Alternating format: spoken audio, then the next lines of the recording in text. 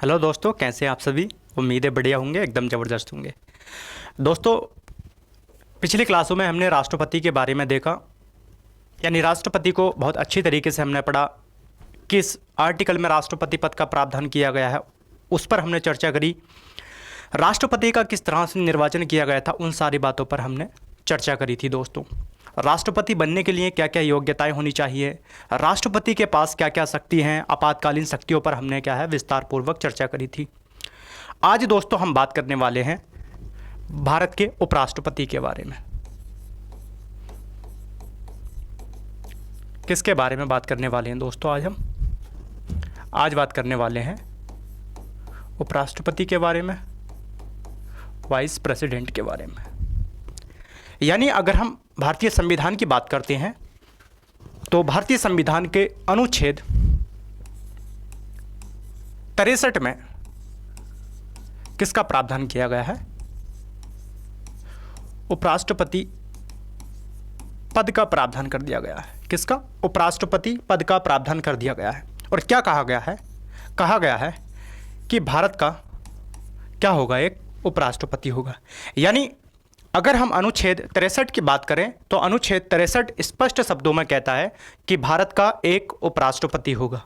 और ये जो उपराष्ट्रपति है, अगर क्रम के हिसाब से देखें, संविधान के अकॉर्डिंग देखें, तो ये दूसरा सर्वोच्च पद है। कौन सा? दूसरा सर्वोच्च पद है। सर्वोच्च पद है। यानी अगर हम भारतीय संविधान की बात करें तो भारतीय संविधान में क्रमिक रूप से अगर पदों की बात की जाए तो ये दूसरा सर्वोच्च पद है। यानी पहले अगर पद की बात की जाए तो पहला किसका है? पहला भारत के राष्ट्रपति का है। यानी अनुच्छेद 52 ये कहता है कि भारत का एक राष्ट्रपति होगा और भारत का प्रथम नागरिक भारत का राष्ट्रपति होता है। लेकिन अगर दूसरे सर्वोच्च पद की बात की जाए संविधान के अकॉर्डिंग तो दूसरा उपराष्ट्रपति का पद है। यानी पहला राष्ट्रपति का पद है और दूसरा किसका पद है? उपराष्ट्रपति का पद है। ये जो उपराष्ट्रपति का पद है, अगर हम इसकी बात करें तो ये किस देश के संविधान से अडॉप्ट किया गया है? ये उपराष्ट्रपति का पद अमेरिका से लिया गया है। कहाँ से लिया गया है? अमेरिका के संविधान से इसको लिया गया है। यानी जैसे अमेरिका में उपराष्ट्रपति पद का प्रावधान किया गया है, ठीक उसी प्रकार भारत में भी उपराष्ट्रपति पद का प्रावधान किया गया है। ये जो उपराष्ट्रपति है, इसका उपराष्ट्रपति के रूप में कोई कार्य नहीं है। अगर हम भारत के उपराष्ट्रपति की बात करें तो भारत का जो उपराष्ट्रपति होता है उसका उपराष्ट्रपति के रूप में कोई कार्य नहीं होता है। बल्कि अगर हम भारतीय संविधान के अनुच्छेद 64 की बात करें तो अनुच्छेद 64 क्या कहता है? अनुच्छेद 64 कहता है कि भारत का जो भी उपराष्ट्रपति होगा, भारत का जो भी उपराष्ट्रपति होगा वो क्या होगा? वो राज्यसभा का पदेन सभापति होगा। क्या होगा?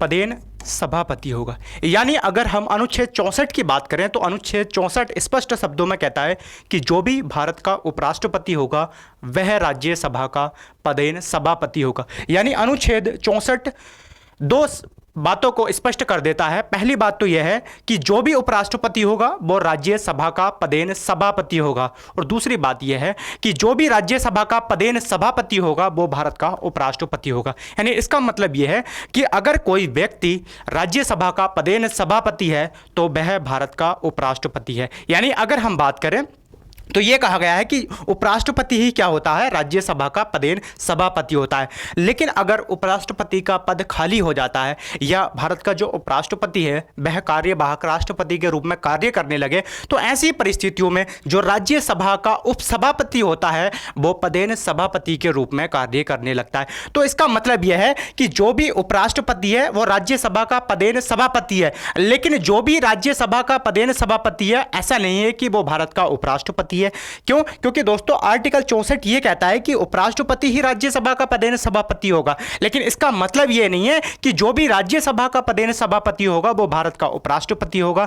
ऐसी परिस्थिति में हमने देखा कई बार, क्योंकि भारत का जो उपराष्ट्रपति है अगर कार्यवाहक राष्ट्रपति के रूप में कार्य करने लगे या उसका पद खाली हो जाए या वो त्यागपत्र दे दे, तो ऐसी परिस्थिति में जो राज्यसभा का पदेन सभापति होता है वह, जो राज्यसभा का उपसभापति होता है वह राज्यसभा के पदेन सभापति के रूप में कार्य करने लगता है। यानी जो उपसभापति होगा वो किसके रूप में कार्य करेगा, वो राज्यसभा के पदेन सभापति के रूप में कार्य करेगा। तो अनुच्छेद 63 स्पष्ट शब्दों में कहता है कि भारत का एक उपराष्ट्रपति होगा, और ये जो उपराष्ट्रपति है ये दूसरा भारत का सर्वोच्च पद है। इसको कहां से लिया गया है, अमेरिका के संविधान से लिया गया है। यानी जैसे अमेरिका में उपराष्ट्रपति है वैसे ही भारत में एक उपराष्ट्रपति है, और उपराष्ट्रपति का उपराष्ट्रपति के रूप में कोई कार्य नहीं है, बल्कि ये राज्यसभा के पदेन सभापति के रूप में कार्य करता है, और इसको वेतन भत्ते भी राज्यसभा के पदेन सभापति के रूप में ही प्राप्त होते हैं। दूसरी बात यह है कि अनुच्छेद 64 स्पष्ट शब्दों में कहता है कि उपराष्ट्रपति ही क्या है, राज्यसभा का पदेन सभापति होगा।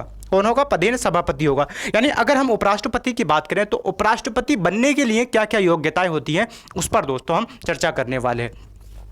अगर हम बात करें भारतीय संविधान के अनुच्छेद 66 की, तो अनुच्छेद 66 क्या कहता है, अनुच्छेद 66 कहता है कि उपराष्ट्रपति बनने के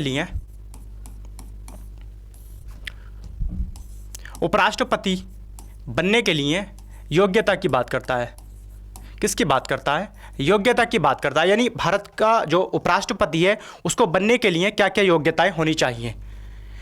उपराष्ट्रपति की अगर हम बात करें तो कहा गया है कि भारत का नागरिक होना चाहिए। क्या होना चाहिए, भारत का नागरिक होना चाहिए। यानी अगर कोई व्यक्ति भारत का उपराष्ट्रपति बनना चाहता है तो पहली बात उसे भारत का नागरिक होना चाहिए। दूसरी बात, संविधान में कहा गया है कि उसकी न्यूनतम आयु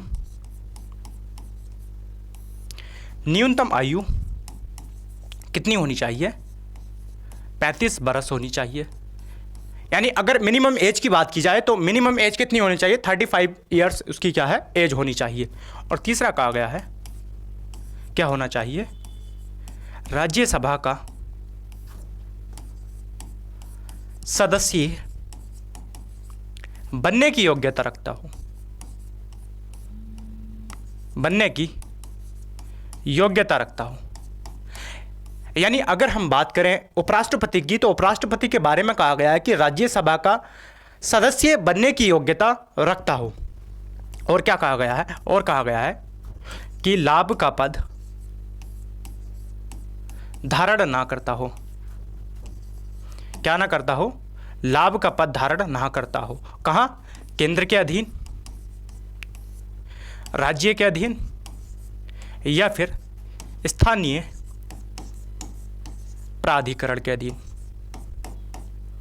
किसके अधीन, स्थानीय प्राधिकरण के अधीन क्या नहीं करता हो, लाभ का पद धारण नहीं करता हो। यानी अगर हम उपराष्ट्रपति की बात करें तो उपराष्ट्रपति बनने की योग्यताओं का प्रावधान भारतीय संविधान के अनुच्छेद 66 में किया गया है। और अनुच्छेद 66 क्या कहता है, अनुच्छेद 66 कहता है कि अगर कोई व्यक्ति भारत का उपराष्ट्रपति बनना चाहता है तो उसे भारत का नागरिक होना चाहिए, और न्यूनतम आयु उसकी कितनी होनी चाहिए, 35 बरस होनी चाहिए। राज्यसभा का सदस्य बनने की योग्यता रखता हो। यानी कोई भी व्यक्ति, कोई भी जो भारत का उपराष्ट्रपति बनना चाहता है वह राज्यसभा का सदस्य बनने की योग्यता रखता हो, राज्यसभा का सदस्य नहीं होना चाहिए। यानी राज्यसभा का सदस्य क्या करता हो, बनने की योग्यता रखता हो, और लाभ का पद धारण नहीं करता हो, ना ही केंद्र सरकार के अधीन और ना ही राज्य सरकार के अधीन और ना ही किसी स्थानीय प्राधिकरण के अधीन लाभ के पद पर होना चाहिए। यानी अगर हम राष्ट्रपति और उपराष्ट्रपति की बात करें और इनकी योग्यताओं की तुलना करें तो थोड़ा अंतर आपको क्या है देखने को मिलेगा, बहुत छोटा सा क्या है आपको अंतर देखने को मिलेगा, क्योंकि राष्ट्रपति के लिए भी यही योग्यता हैं और उपराष्ट्रपति बनने के लिए भी क्या है, यही योग्यताएं हैं। लेकिन अंतर कहां देखने को मिलेगा, आपको अंतर देखने को मिलेगा यहां पर। यानी अगर हम बात करें तो राष्ट्रपति बनने के लिए यह कहा गया है कि लोकसभा का सदस्य बनने की योग्यता रखता हो, जबकि उपराष्ट्रपति के बारे में यह कहा गया है कि राज्यसभा का सदस्य बनने की योग्यता रखता हो। तो अंतर कहां देखने को मिल रहा है, अंतर देखने को मिल रहा है हमें राज्यसभा के बारे में और लोकसभा के बारे में। राष्ट्रपति लोकसभा का सदस्य बनने की योग्यता रखता हो और उपराष्ट्रपति राज्यसभा का सदस्य बनने की योग्यता रखता हो। यहां पर क्या है, हमें अंतर देखने को मिलता है। ये जो उपराष्ट्रपति है, अगर हम इसके निर्वाचन की बात की जाए तो इसके निर्वाचन का प्रावधान कहां कर दिया गया है, भारतीय संविधान का अनुच्छेद 66 क्या कहता है, अनुच्छेद 66 उपराष्ट्रपति के किसके, उपराष्ट्रपति के निर्वाचन की बात करता है। किसकी बात करता है, निर्वाचन की बात करता है। और यह कहा गया है कि उपराष्ट्रपति का निर्वाचन किसके द्वारा किया जाएगा? निर्वाचक मंडल के द्वारा किया जाएगा। किसके द्वारा? निर्वाचक मंडल के द्वारा उपराष्ट्रपति का निर्वाचन किया जाएगा। अगर हम निर्वाचक मंडल की बात करें तो निर्वाचक मंडल में यानी उपराष्ट्रपति के निर्वाचक मंडल में कौन लोग भाग लेते हैं? इसमें संसद के सभी सदस्य भाग लेते हैं।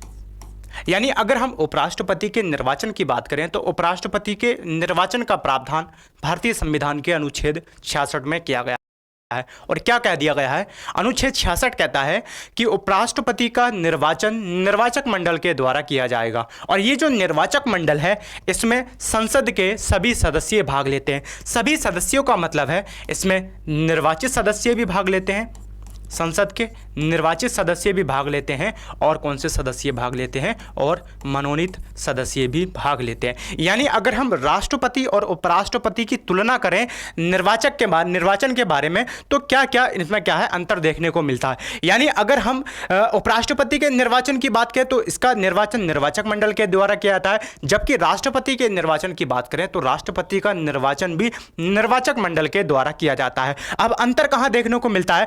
इसका जो निर्वाचक मंडल है यानी उपराष्ट्रपति के निर्वाचक मंडल में संसद के सभी सदस्य भाग लेते हैं। इसका मतलब यह है कि निर्वाचित सदस्य भाग लेते हैं, मनोनीत सदस्य भाग लेते हैं, जबकि राष्ट्रपति के निर्वाचक मंडल में संसद के सभी निर्वाचित सदस्य भाग लेते हैं। यानी अगर हम बात करें राष्ट्रपति के बारे में तो राष्ट्रपति के निर्वाचक मंडल में संसद के मनोनीत सदस्य भाग नहीं लेते। और दूसरा क्या प्रावधान है अलग अगर हम बात करें तो यह कहा गया है कि सभी राज्यों की विधानसभाओं के निर्वाचित सदस्य राष्ट्रपति के निर्वाचक मंडल में भाग लेते हैं। यानी अगर उपराष्ट्रपति और राष्ट्रपति के निर्वाचक मंडल की तुलना की जाए तो अंतर कहां देखने को मिल जाता है? अंतर यही देखने को मिल जाता है कि इसमें संसद के सभी सदस्य भाग लेंगे, निर्वाचित और मनोनीत दोनों सदस्य भाग लेंगे, जबकि राष्ट्रपति के निर्वाचक मंडल में संसद के सभी निर्वाचित सदस्य भाग लेंगे और सभी राज्यों की विधानसभाओं के निर्वाचित सदस्य भाग लेते हैं। अगर हम उपराष्ट्रपति की बात करें तो उपराष्ट्रपति का निर्वाचन किस पद्धति के अनुसार किया जाता है? निर्वाचन की बात करें या चुनाव की बात करें तो प्रक्रिया कौन सी है? किस प्रक्रिया या किस पद्धति के तहत इसका निर्वाचन किया जाता है? तो कहा गया है प्रक्रिया क्या है दोस्तों? प्रक्रिया है इसकी एकल संक्रमणीय। कौन सी है? एकल संक्रमणीय आनुपातिक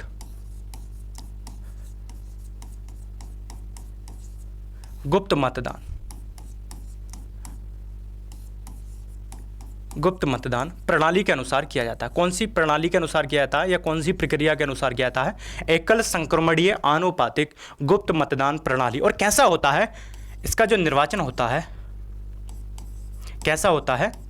अप्रत्यक्ष होता है, यानी कि इनडायरेक्ट होता है। और अगर हम निर्वाचन प्रणाली की बात करें, निर्वाचन प्रक्रिया की बात करें तो दोस्तों कैसा होता है? एकल संक्रमणीय आनुपातिक गुप्त मतदान प्रणाली के द्वारा किया जाता है, अप्रत्यक्ष होता है। यानी अगर हम बात करें तो हम या आप लोग क्या है उपराष्ट्रपति के निर्वाचन में भाग नहीं लेते हैं, बल्कि हमारे द्वारा जो निर्वाचित एमपी होते हैं, मेंबर ऑफ पार्लियामेंट होते हैं, वह क्या है उपराष्ट्रपति के निर्वाचन में भाग लेते हैं। जबकि राष्ट्रपति की बात की जाए तो राष्ट्रपति का निर्वाचन भी किस पद्धति के अनुसार होता है? एकल संक्रमणीय आनुपातिक गुप्त मतदान प्रणाली के द्वारा किया जाता है। और कैसा होता है? राष्ट्रपति का निर्वाचन भी अप्रत्यक्ष होता है। अगर हम उपराष्ट्रपति की बात करें तो जमानत राशि कितनी होती है दोस्तों? इसकी जमानत राशि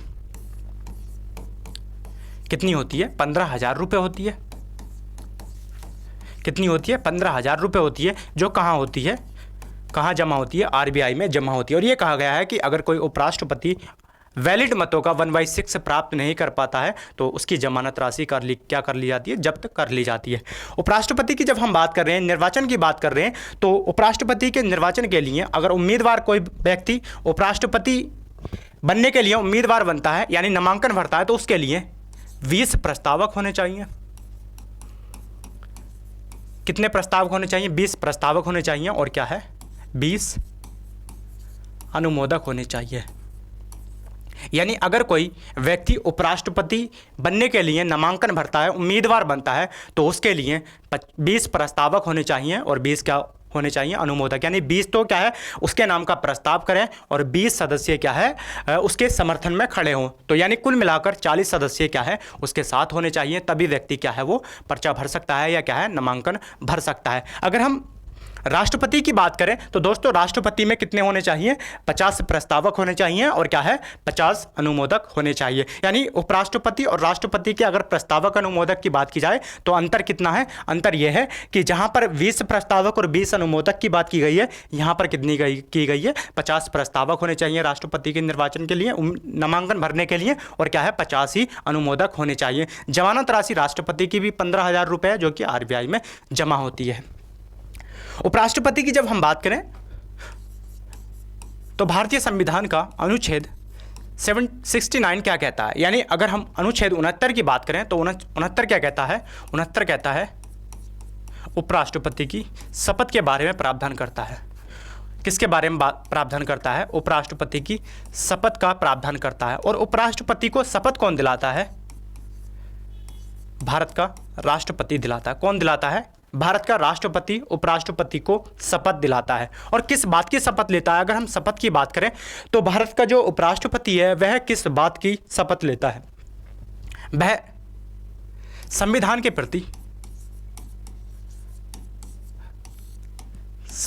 प्रति सच्ची श्रद्धा की शपथ लेता है। किसकी शपथ लेता है, सच्ची श्रद्धा की शपथ लेता है और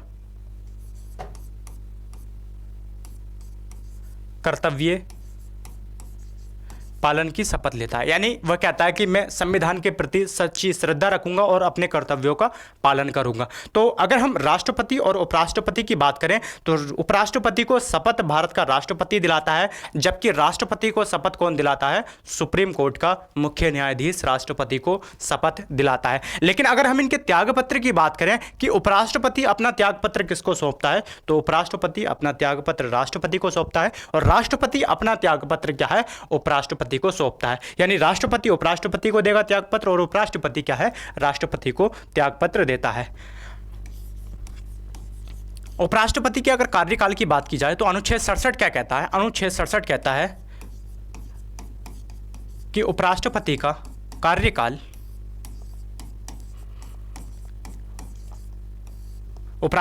कार्यकाल पद ग्रहण की तिथि से, किससे, पद ग्रहण की तिथि से कितना होगा, 5 वर्ष होगा। यानी कि उपराष्ट्रपति के कार्यकाल का प्रावधान कहाँ किया गया है, अनुच्छेद 67 में उपराष्ट्रपति के पद कार्यकाल की बात की गई है और यह कहा गया कि पद ग्रहण की तिथि से 5 वर्ष होगा। लेकिन इससे पहले क्या है, उपराष्ट्रपति त्यागपत्र दे सकता है, स्वयं त्यागपत्र दे सकता है, यह संसद के द्वारा उसको पद से हटाया जा सकता है। यानी अगर हम बात करें तो संसद किस तरह से क्या है, उपराष्ट्रपति को उसके पद से हटा सकती है। यह कहा गया है कि यदि राज्यसभा प्रस्ताव लेकर आए, क्या लेकर आए, राज्यसभा प्रस्ताव लेकर आए और राज्यसभा प्रस्ताव लाने के बाद 14 दिन के अंदर क्या है, 14 दिन के भीतर उपराष्ट्रपति को बताए। किसको बताएगी, उपराष्ट्रपति को बताएगी। यानी अगर हम बात करें तो ये कहा गया है कि राज्यसभा प्रस्ताव को लेकर आएगी और 14 दिन के भीतर क्या है, उपराष्ट्रपति को बताएगी। और राज्यसभा अपने 2/3 बहुमत से, यानी कि विशेष बहुमत से अगर प्रस्ताव को पारित कर देती है तो ये प्रस्ताव कहाँ चला जाता है, लोकसभा में चला जाता है। और लोकसभा यदि ऐसे प्रस्ताव को अपनी सहमति प्रदान कर दे, या यूँ कह दीजिएगा लोकसभा किससे पारित कर दे, साधारण बहुमत से पारित कर दे, तो फिर उपराष्ट्रपति का पद क्या है, रिक्त मान लिया जाता है। यानी अगर हम बात करें तो राज्यसभा प्रस्ताव लेकर आएगी और 14 दिन के अंदर क्या है, उपराष्ट्रपति को बताएगी। और राज्यसभा यदि विशेष बहुमत से उस प्रस्ताव को पारित कर देती है तो ये प्रस्ताव लोकसभा में चला जाता है और लोकसभा यदि अपनी सहमति इसको प्रदान कर देती है तो फिर उपराष्ट्रपति का पद क्या है, खाली हो जाता है। लेकिन जैसे ही उपराष्ट्रपति का पद खाली होगा तो राज्यसभा का जो उपसभापति होता है वो राज्यसभा के पदेन सभापति के रूप में कार्य करने लगता है। यानी अगर हम बात करें तो उपराष्ट्रपति का उपराष्ट्रपति के रूप में कोई कार्य नहीं होता है, बल्कि वह किसके रूप में कार्य करता है, राज्यसभा के पदेन सभापति के रूप में कार्य करता है। क्योंकि अनुच्छेद 64 स्पष्ट शब्दों में कहता है कि जो उपराष्ट्रपति होगा वो राज्यसभा का क्या होगा, पदेन सभापति होगा। तो इसलिए अगर हम बात करें तो उपराष्ट्रपति के रूप में ना उसका कोई कार्य, ना ही उसको क्या है कोई वेतन भत्ता उपराष्ट्रपति के रूप में प्राप्त होता है, बल्कि राज्यसभा के पदेन सभापति के रूप में ही उसको वेतन भत्ता प्राप्त होता है। अगर उपराष्ट्रपति के वेतन की बात की जाए, यानी कि राज्यसभा के पदेन सभापति के वेतन की बात की जाए, तो कितना होता है, 4 लाख रुपए होता है। कितना है, 4 लाख रुपए की क्या है बात की गई है वहां पर। 4 लाख रुपए क्या है, राज्यसभा के पदेन सभापति का वेतन है। उपराष्ट्रपति के कार्य की अगर हम बात करें तो उपराष्ट्रपति के क्या कार्य होते हैं, उपराष्ट्रपति के क्या क्या कार्य होते हैं। कार्यों की बात करें तो एक तो कार्य कहाँ होता है, अनुच्छेद 64 कहता है, क्या कहता है, अनुच्छेद 64 कहता है कि उपराष्ट्रपति क्या होगा, जो भारत का उपराष्ट्रपति होगा वो क्या होगा, राज्यसभा का पदेन सभापति होगा। क्या होगा, पदेन सभापति होगा, यानी कि वो पदेन सभापति के रूप में कार्य करेगा। यानी अगर हम बात करें तो राज्यसभा के पदेन सभापति के क्या कार्य होते हैं, ये कहा गया है कि जो लोकसभा के अध्यक्ष के कार्य होते हैं वही राज्यसभा के पदेन सभापति के कार्य होते हैं। तो यानी जो लोकसभा का अध्यक्ष कार्य करता है वही क्या है, राज्यसभा का पदेन सभापति करता है। और दूसरा क्या कार्य है उपराष्ट्रपति का, दूसरा कार्य है कि वह कार्यवाहक राष्ट्रपति के रूप में कार्य करेगा।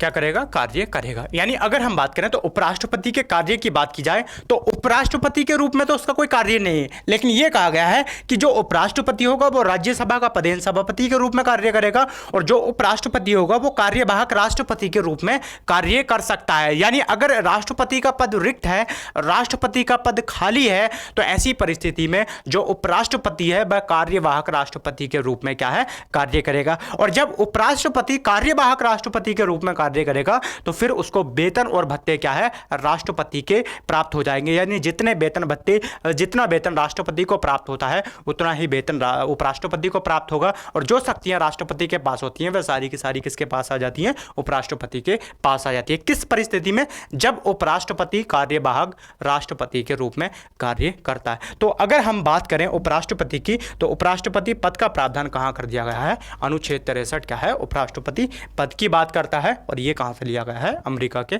संविधान से लिया गया है। तो दोस्तों मिलते हैं अगली क्लास में, बने रहिए।